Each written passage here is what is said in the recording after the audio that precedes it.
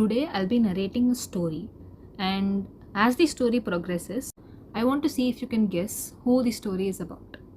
Once upon a time, Varuna Rishi was having a very deep and meaningful conversation with Sanaka, Sananda, Sanatana, and Sanat Kumara, that is the four brothers. And what happened was, Varuna Rishi's son, Harith, he was enjoying the sounds of peacock when it was making its natural noise. He joined the peacock and started making raucous noises. Sanaka got so irritated with this noise that pronounced a curse on Harith, saying that he would spend a considerable amount of time being like a Nishada, saying that they are the ones who enjoyed making such noises or engaged in activities which led them to enjoy such noises. So Harith was responsible for foraging the wood for the Rishi's Yagya.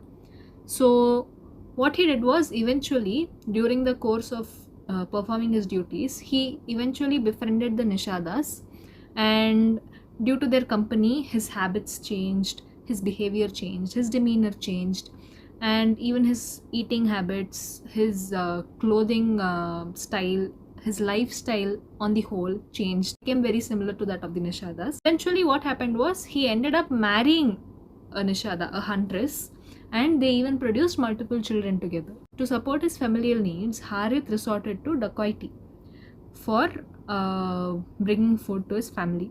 One day what happened on one such dacoity, he held the Saptarishis hostage. The Saptarishis pleaded him to not commit such sinful acts and requested him to let them go, because the sins or the papakarma that he is performing right now, and he is accumulating his sins, his papas, they told him that there will be no one to share this with you, to bear the consequences of this alone. The dacoit confidently claimed that no matter what happens, my family will always be there with me to share anything that I incur, be it papakarma or punyakarma or whatever it might be, because I am doing all of this for them. And to validate this claim, what he did was, he went to his home and he asked his son about the same, like, will you share my papakarma, whatever the Saptarishis raised. The son said that if a Raja's general caught someone seizing jewelry of a bypasser, who will the punishment be meted out to? The Nishada, the dacoit, said that it would be meted out to me, whoever was performing such act. The son simply sarcastically smiled, and Harith got his answer. Harith was very irritated, he was very frustrated and angry, and most of all confused. So he went back to the Saptarishis and he freed them, and he requested them to provide him with spiritual emancipation. The Saptarishis, what they did was, they took him into their fold and they gave him a mantra for crossing the material realm, that needs to be chanted to cross the material realm. But Harith had an issue, that he said that because of my lifestyle and because I've been like this for so long, nothing stays in memory, and he expressed his inability to chant anything from memory or chant any long mantras by remembering them, or chant any long shlokas. So the Saptarishis understood his plight. They just asked him to sit down for dhyana and simply chant the name Rama. That was it. Just Rama. Rama, Rama, Rama, Rama, Rama.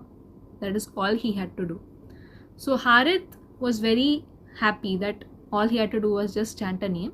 He sat down for dhyana and he started chanting Rama, Rama, Rama, Rama, Rama for a very long period of time. Eventually what happened was, he forgot to drink, he forgot to eat. He got so involved in the penance that he forgot everything else except the dhyana. And he became as still as a piece of stone or like a log of wood. And such stillness, what happened was, over the years, termites ended up building a mound around and over him.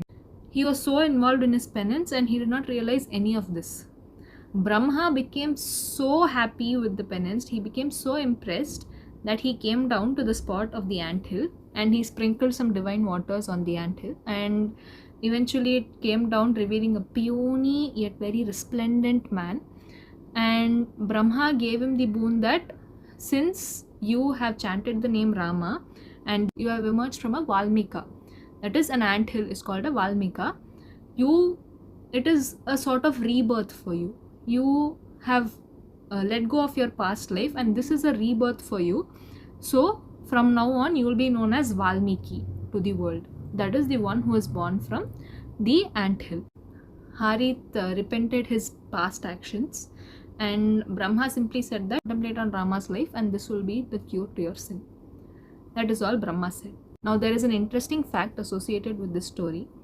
Rama narrates the story to Sita, that is about Rishi Valmiki, and Sita notes that Sita was found from Bhumi, right? Now a Valmika or an ant hill is considered to be the years of Bhumi Devi. It is mentioned in the Taittiriya Brahmana that an anthill is the representative of Bhumi's years. So since Valmiki Maharishi came from the anthill, he is like a brother to Mata Sita. This is a very interesting fact that not many people know. If you like this story and would love to hear more such stories or any shlokas or explanations, let me know in the comments below and don't forget to subscribe. Stay tuned.